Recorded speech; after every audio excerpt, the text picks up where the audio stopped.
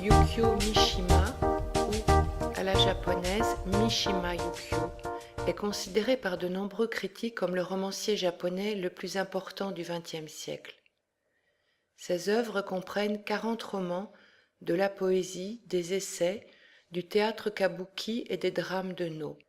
Il a été nominé 3 fois pour le prix Nobel de littérature.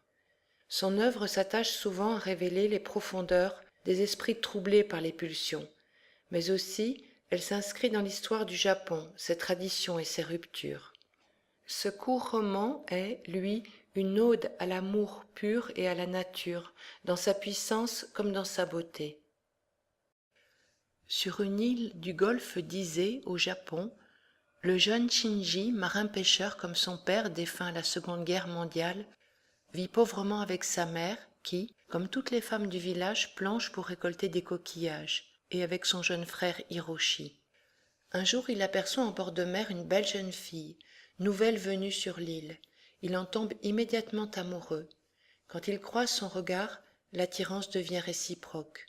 Mais la jolie Hatsue est la fille du plus puissant et riche notable du village, Terukishi, qui entend la marier avec un jeune homme un peu plus âgé mais prétentieux, Yasuo, qu'elle n'aime pas.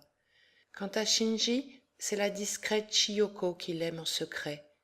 Les vents semblent décidément contraires, et nombreux sont ceux qui vont s'opposer à cette histoire d'amour naissante, aussi passionnée que délicate. Shinji s'accroupit auprès d'elle et lui secoua les épaules. La jeune fille cessa de rire. Elle regarda Shinji droit dans les yeux, puis elle pouffa de nouveau. Shinji avança la tête et demanda « Est-ce vrai ?»« Mais c'est un gros mensonge. »« Tout de même, la rumeur en court bien, mais c'est un gros mensonge. » Tous les deux étaient assis à l'ombre du bateau, leurs mains enveloppant leurs genoux. « Oh, j'en ai mal de rire. J'ai mal ici, dit-elle en se pressant la poitrine. Les rayures de son vêtement de travail aux couleurs fanées s'agitaient à l'endroit où elles se croisaient sur les seins. « C'est là que ça me fait mal. »« Est-ce sérieux ?» demanda Shinji, qui, sans y penser, mit la main à l'endroit. « Quand vous pressez, cela va un peu mieux, dit la jeune fille. Le cœur de Shinji se mit à battre très vite. Leurs joues s'étaient beaucoup rapprochées. Ils respiraient l'un l'autre leur odeur qui fleurait fortement l'eau de mer. Ils sentaient leur chaleur mutuelle. Leurs lèvres sèches, gercées, se touchèrent. Elles avaient le goût du sel. Shinji crut leur trouver le goût de la mer. Ce moment passa.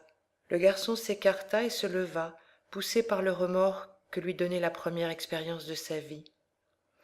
Demain, après la pêche, j'irai porter du poisson au gardien du phare, annonça Shinji après avoir regardé la mer et repris avec dignité une attitude d'homme. Moi aussi, j'irai chez le gardien du phare auparavant, répondit la jeune fille en regardant du côté de la mer. Ils se séparèrent, partant chacun d'un côté de la rangée des barques. Shinji prit tout droit le chemin menant à sa maison, mais il remarqua que la jeune fille ne reparaissait pas de derrière les bateaux. Puis il aperçut son ombre derrière la dernière barque. Il comprit qu'elle se cachait là. « Je vois parfaitement votre ombre, dit Shinji pour la prévenir. » Brusquement, la figure d'une jeune fille, habillée de vêtements de travail grossiers à rayures, bondit comme un gibier pour chasser et partit à toute allure à travers la plage, sans regarder en arrière. Question pour l'analyse.